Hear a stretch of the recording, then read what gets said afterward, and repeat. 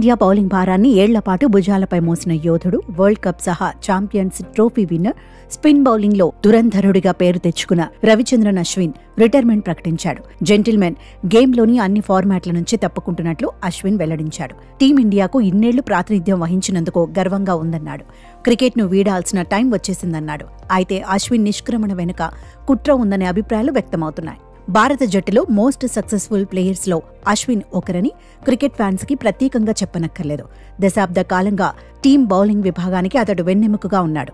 బ్యాటింగ్లోనూ అతడి కాంట్రిబ్యూషన్ ఎక్కువే. ఈ మధ్య కాలంలోనూ వికెట్ల మీద వికెట్లు తీస్తూ బ్యాట్తోనూ రాణిస్తూ కన్సిస్టెన్సీ చూపిస్తున్నాడు. అయితే న్యూజిలాండ్ సిరీస్లో ఒక టెస్ట్, ఆసీస్తో ప్రస్తుత సిరీస్లో ఓ మ్యాచ్లో అతడు ఫెయిల్ అయ్యాడు. 2 మ్యాచ్ల్లో విఫలమైనంత మాత్రాన అతడు రిటైర్మెంట్ తీసుకోవడం ఏంటనే ప్రశ్నలు తలెత్తుతున్నాయి. విరాట్ కోహ్లీ గత 3-4 ఏళ్లుగా టెస్టుల్లో వరుసగా విఫలమవుతున్నాడు.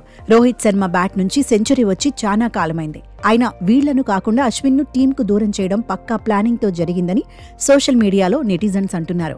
టీం ఫెయిల్యూర్కు అశ్విన్ను ఒక్కడ్నే బలి చేశారని కామెంట్స్ చేస్తున్నారు. Chief selector Ajit Agarkar, BCCI పెద్దలు కలిసి పన్నిన పన్నాగం ఇది అని ఆరోపిస్తున్నారు. అశ్విన్ను సాఫ్ట్ టార్గెట్ చేసి టీం నుంచి సైడ్ చేశారని ఫైర్ అవుతున్నారు. అశ్విన్ ఫెయిల్ అయింది కేవలం 2 మ్యాచ్ల్లోనే. న్యూజిలాండ్తో జరిగిన చివరి టెస్టుతో పాటు అడిలైడ్ టెస్ట్లో అతడు ప్రభావం చూపించలేకపోయాడు. అంచనాలను అందుకోలేదు. అయితే captain Rohit Sharma, top batter Virat Kohli గత కొన్నేళ్లుగా లాంగ్ ఫార్మాట్లో వరుసగా విఫలమవుతున్నారు. వీళ్ల బ్యాట్ నుంచి 6 నెలలకు ఓ సెంచరీ వస్తే గొప్ప అనేలా పరిస్థితి ఉంది. అయినా జట్టును వాళ్లు వీడట్లేదు. భారీ స్కోర్లతో టీంను గెలుపు బాటలో నడపాల్సిన విరాట్ పూర్తిగా ఫెయిల్ అవుతున్నాడు.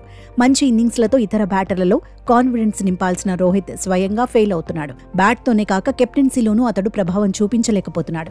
సీనియర్ ఆల్రౌండర్ రవీంద్ర జడేజా కూడా మునుపటిలా ఆడటం లేదు.